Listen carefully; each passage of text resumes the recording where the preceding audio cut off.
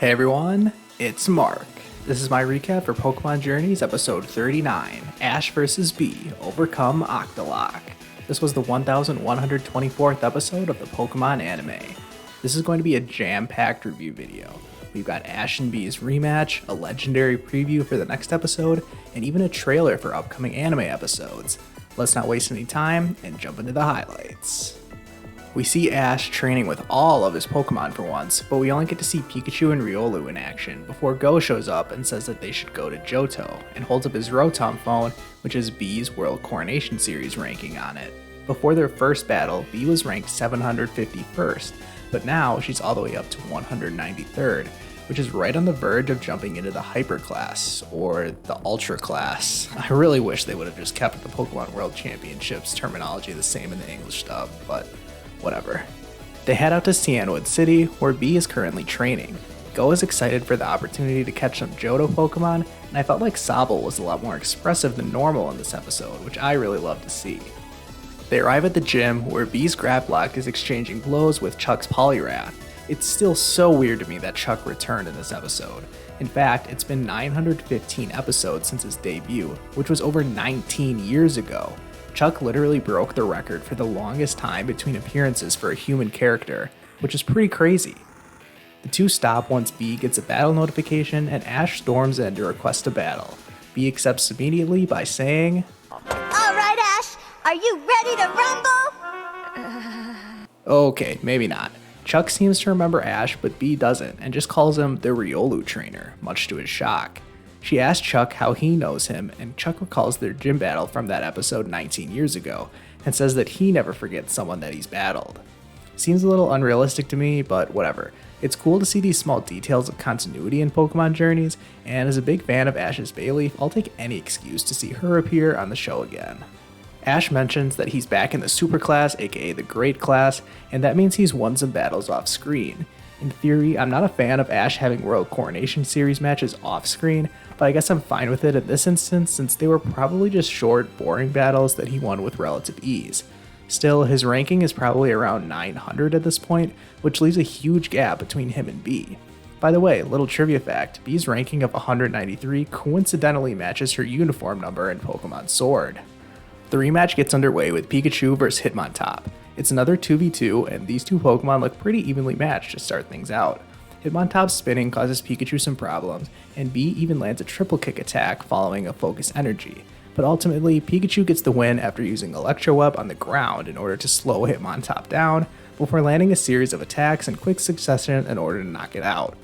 The show cuts back from commercial with Pikachu vs Grapploct ready to begin, and the change in music here really added to the tension of the match. Pikachu is able to withstand a close combat attack from Grapploct before landing a hit with Thunderbolt. However, it's not quick enough to dodge an Octolock, and B defeats Pikachu with Liquidation. Ash tried to break free from the Octolock, but was entirely unsuccessful. Hopefully, he has a better strategy with Riolu. Riolu's Vacuum Wave is able to knock the water from Grapplock's Liquidation back onto itself, which was certainly unique. It showed that Ash has a few new tricks up his sleeve for this rematch. Then, in a really surprising move, B calls for an Octolock, and Ash just lets it happen. B is just as confused as I was in this moment, but Grapploct gets the submission hold in tight.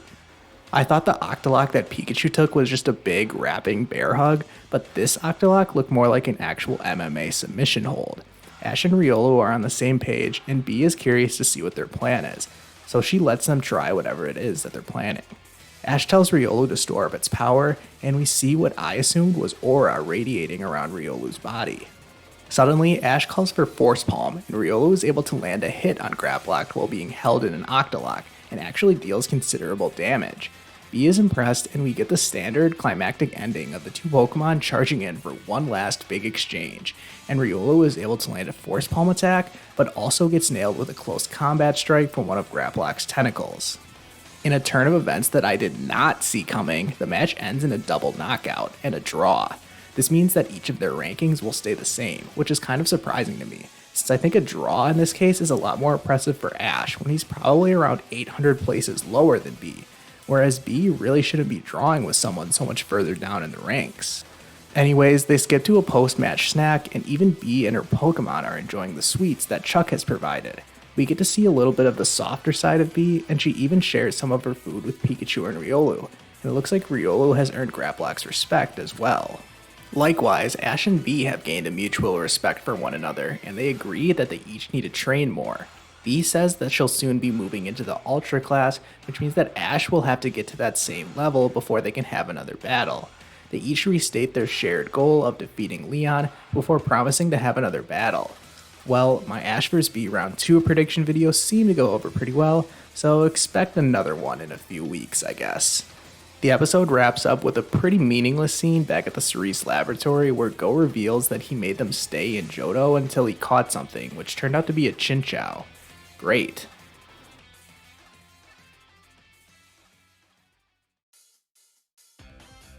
I'm giving this episode an 8 out of 10 rating. If I was giving half points, I'd give this an 8.5, since I think I like this episode just a little better than the recent Alola episode, which I also gave an 8 rating. I was surprised at how quickly into the episode the battle started, but I was glad the majority of the episode was devoted to Ash and Bee's rematch. Like I mentioned with the last scene about Go catching a Chinchou, it didn't really matter, since all I cared about was seeing how the battle was going to play out. In my prediction video for this rematch, I said that Ash was going to win, and I compared Bee to some of the other gym leaders that Ash took 2 tries to defeat in previous series of the anime. It turns out that Bee is going to be more of a recurring character though, and her rivalry with Ash is going to continue on just past this episode. I think I'll stand by what I mentioned last week, which is that maybe we'll see them meet up in the future at Maylene's gym in Veilstone City, since it would make sense with Bee training at other fighting dojos, and there's the obvious tie-in to Maylene's Lucario and Ash's Riolu too, although it may be a Lucario itself by the time the third battle comes around. Let's not get too ahead of ourselves with predictions for the third battle though, and focus on what we saw in this episode. The continuity with Chuck remembering his history with Ash was cool to see, and I thought his commentary during the battle added a lot. The battle itself wasn't anything too special, but it was really well animated and you could tell just how serious both trainers were taking it.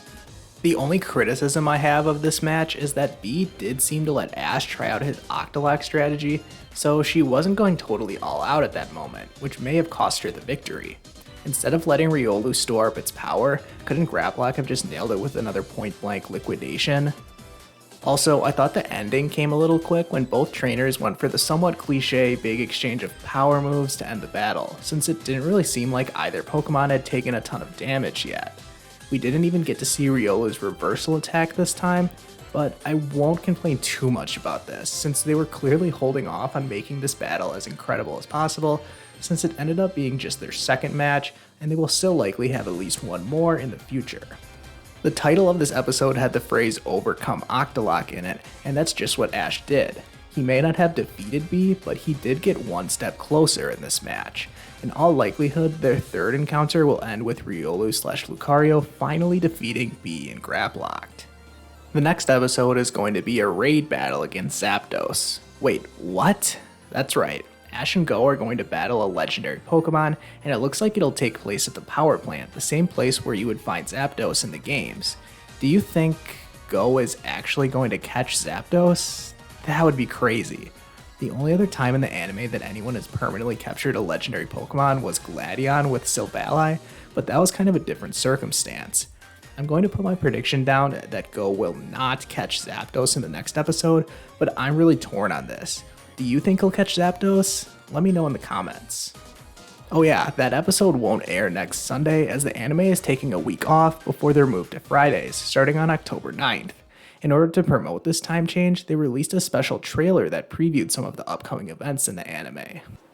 This trailer highlighted the upcoming Darkest Day storyline that will take place in Galar, which apparently will be a 4-episode arc featuring Ash, Go, Leon, Raihan, Sonia, Rose, and Oleana. Go looks like he'll get his own Dynamax band, and his Team Rocket's Meowth going to Gigantamax. If all of that wasn't epic enough, the trailer also had a scene with Mewtwo in it, and if Go can catch a Zapdos in the next episode, maybe he'll catch a Mewtwo as well. No way, that can't be possible, can it? I've said before in videos that I think this Darkest Day stuff is coming too soon in Pokémon Journeys for my liking, but I am excited nonetheless.